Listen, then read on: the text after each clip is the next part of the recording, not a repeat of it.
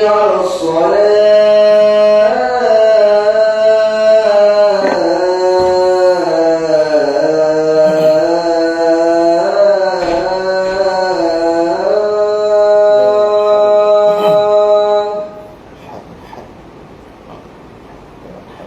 حي على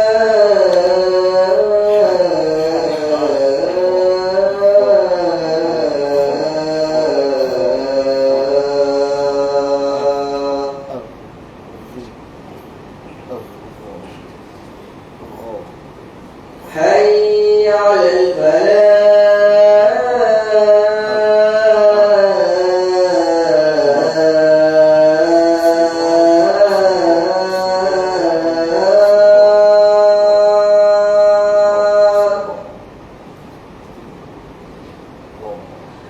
حي على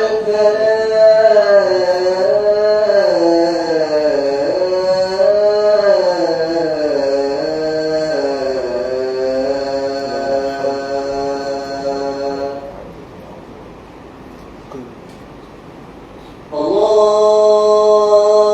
أكبر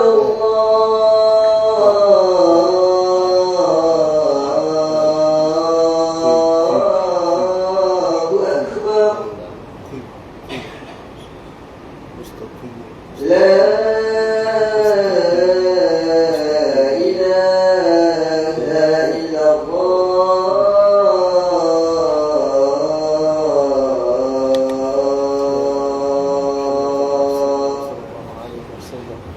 اللهم رب هذه دعوة كلمة آية سلام محمد فضيلة الشرف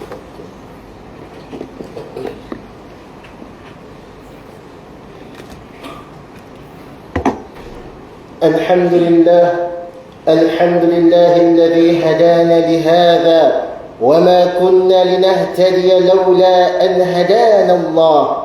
أشهد أن لا إله إلا الله وحده لا شريك له، وأشهد أن سيدنا محمدا عبده ورسوله.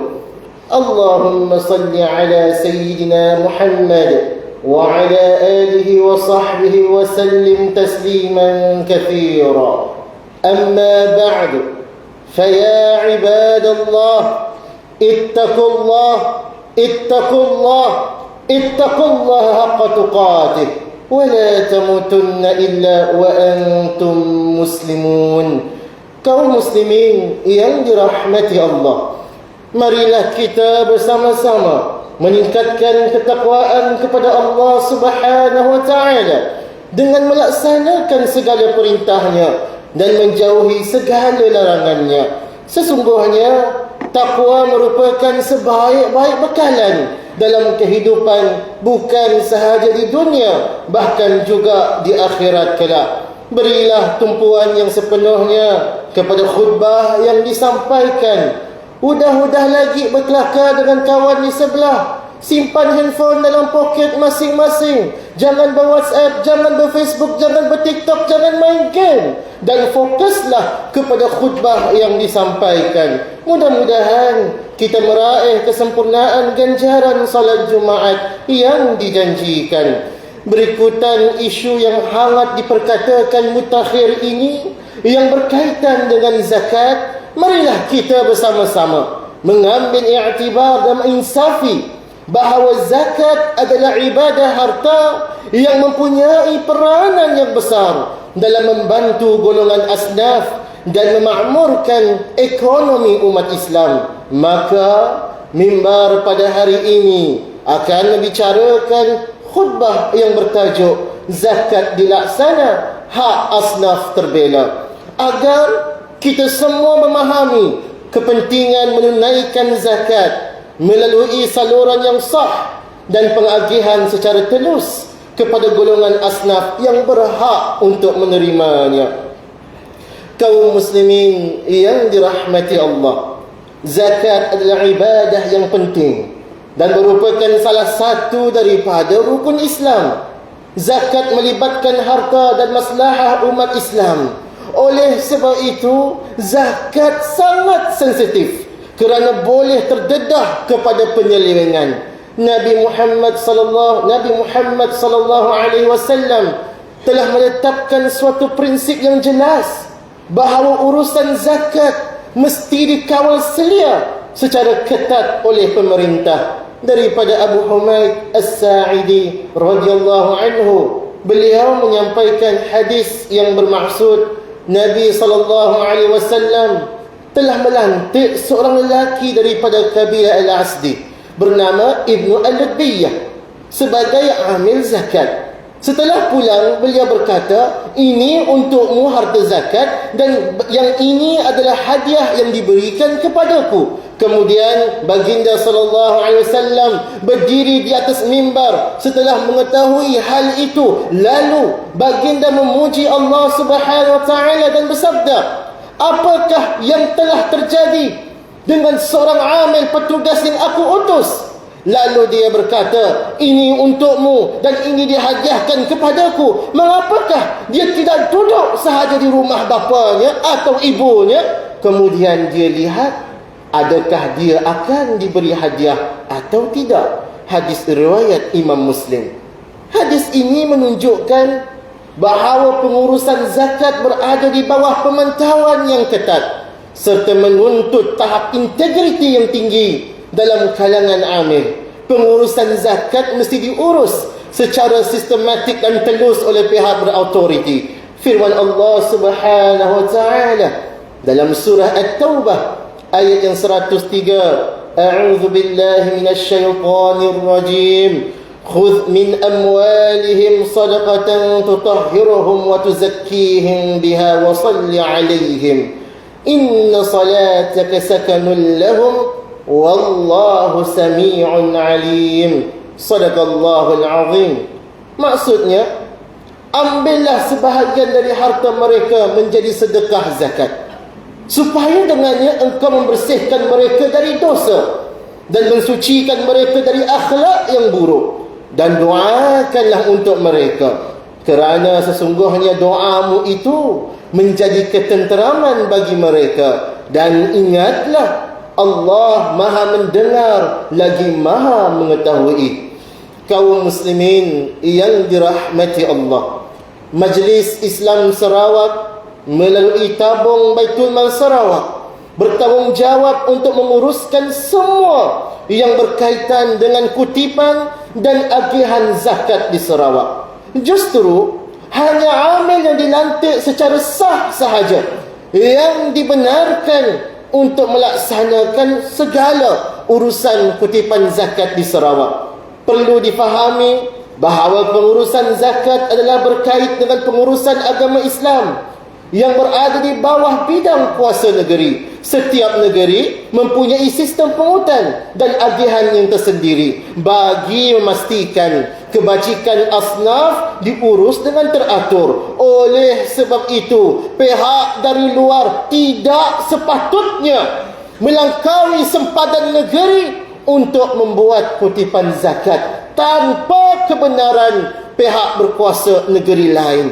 Tindakan seperti itu bukan sahaja melanggar peruntukan undang-undang, bahkan boleh mengganggu segala perancangan agihan zakat yang telah disusun rapi. Seterusnya, menjejaskan hak asnaf setempat yang sepatutnya dibantu dan diperkasa sehingga mereka mampu keluar daripada belenggu kesusahan. Mesyuarat Lembaga Fatwa Negeri Sarawak kali yang ke-23 telah memutuskan bahawa pengagihan zakat kepada asnaf yang layak haruslah dilaksanakan melalui pemerintah demi menjaga hak dan kepentingan zakat tersebut berdasarkan kaedah fiqh, iaitu sesuatu yang dilakukan pemerintah ke atas rakyatnya adalah bergantung kepada maslahah, iaitu kepentingan umum. Oleh itu, adalah menjadi kewajipan kepada setiap orang Islam, iaitu kita di masjid pada hari ini, untuk mengeluarkan zakat kepada pemerintah menerusi tabung Baitul Mal Sarawak sebagai sebuah institusi yang berautoriti yang ditetapkan oleh pemerintah. Sesungguhnya perbuatan melanggar peraturan dan undang-undang pemerintah dalam perkara kebaikan adalah berdosa, Kerana di dalam Islam, patuh dan taat kepada pemerintah atau ulil amri dalam perkara kebaikan, hukumnya adalah wajib. Firman Allah Subhanahu wa taala dalam surah An-Nisa ayat yang ke-59 yang bermaksud, wahai orang yang beriman, taatlah kepada Allah dan taatlah kepada Rasul dan pemimpin dalam kalangan kamu.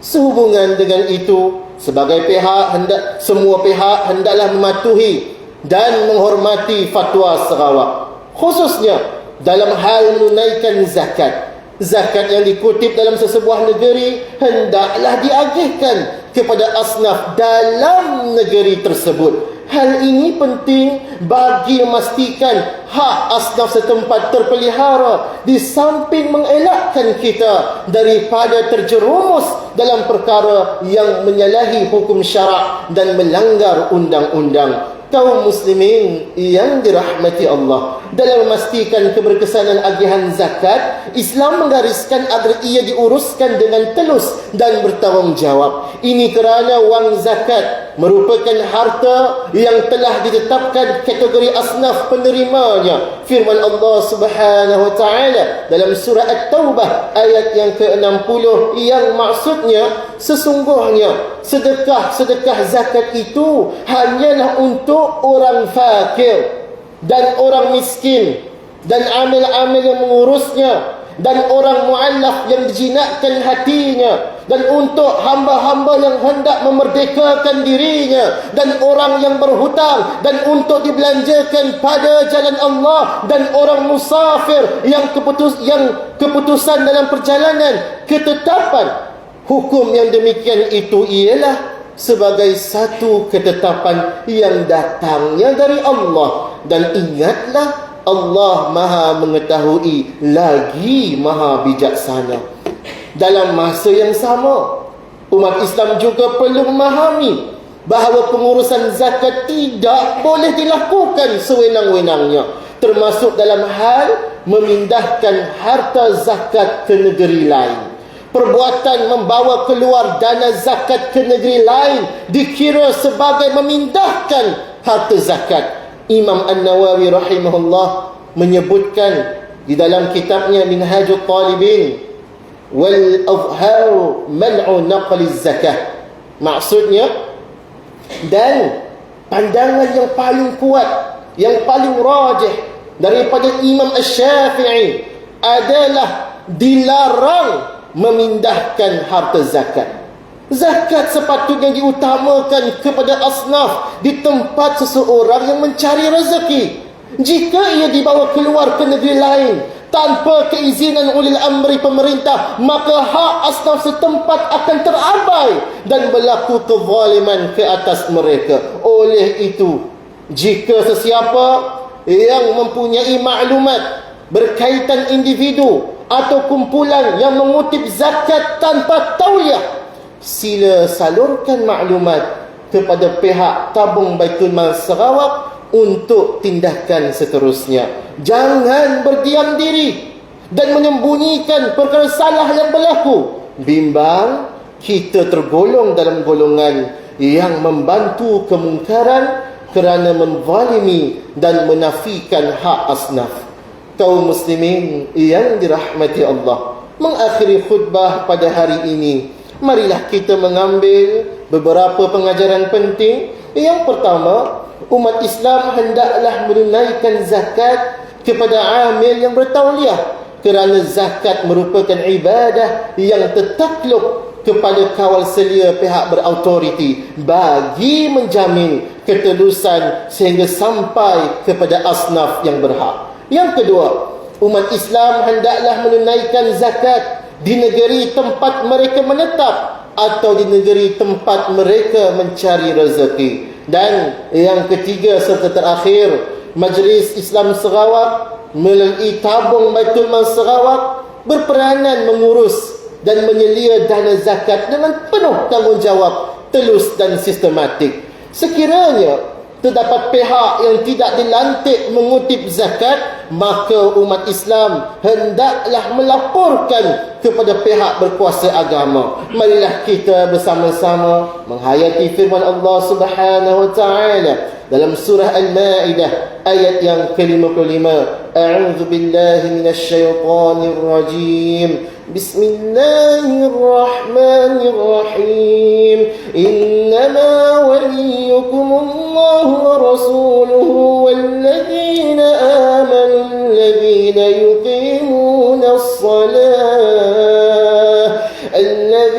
yuqimuna as-salata wa yu'tuna az-zakata wa hum raki'un.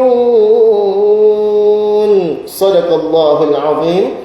Maksudnya, sesungguhnya penolong kamu hanyalah Allah dan Rasulnya serta orang yang beriman, yang mendirikan sembahyang dan menunaikan zakat sedang mereka rukuk, tunduk menjunjung perintah Allah. Barakallahu li wa lakum fil Qur'anil azim wa nafa'ani wa iyyakum bima fihi min al-ayati wadh-dhikril hakim wa taqabbal minni wa minkum tilawatah innahu huwas samiul alim. Aqulu qawli hadha wa astaghfirullahal azim li wa lakum wa lisairil muslimin wal muslimat wal mu'minin wal mu'minat fastaghfiruhu innahu huwal ghafurur الرحيم. آمين آمين بجودك آمين. اللهم صل وسلم وأزد وأتم وأعلم وتقبل وبارك بجلالك وكمالك على سيد البارك وأشرف العباد سيد العرب والعجم وإمام التقوى والحرام. آمين وقاسم سيدنا ومولانا محمد وعلى آله وصحبه وسلم. ورضي الله تبارك وتعالى عن كل صحابة رسول الله أجمعين والحمد لله رب العالمين. الحمد لله حمدا كثيرا كما أمر.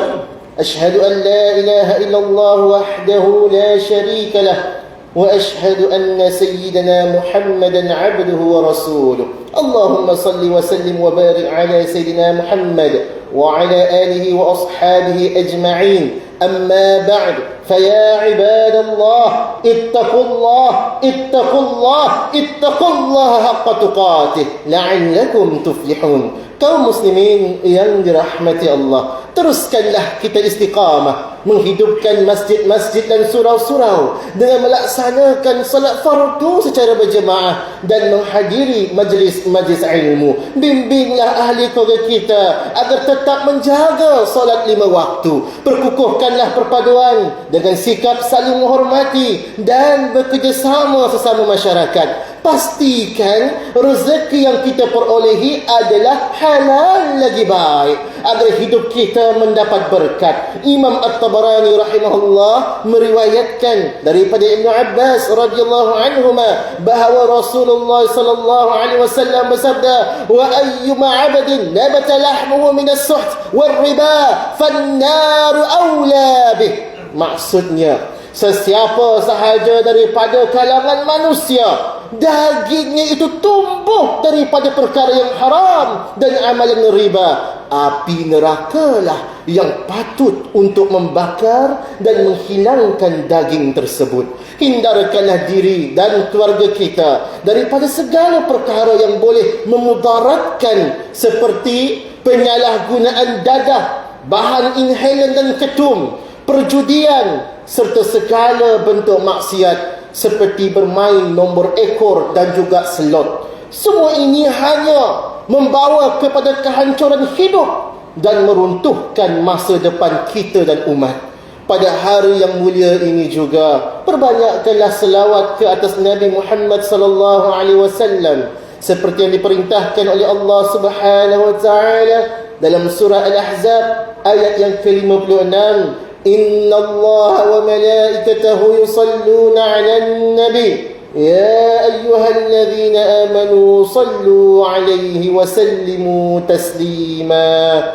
اللهم صل على سيدنا محمد وعلى آل سيدنا محمد كما صليت على سيدنا إبراهيم وعلى آل سيدنا إبراهيم وبارك على سيدنا محمد وعلى آل سيدنا محمد كما باركت على سيدنا إبراهيم وعلى آل سيدنا إبراهيم في العالمين إنك حميد مجيد. وارض اللهم عن الخلفاء الراشدين المهديين ساداتنا أبي بكر وعمر وعثمان وعلي وعن الصحابة والتابعين لهم بإحسان إلى يوم الدين. اللهم اغفر المسلمين والمسلمات والمؤمنين والمؤمنات الأحياء منهم والأموات إنك سميع قريب مجيب الدعوات ويا قاضي الحاجات.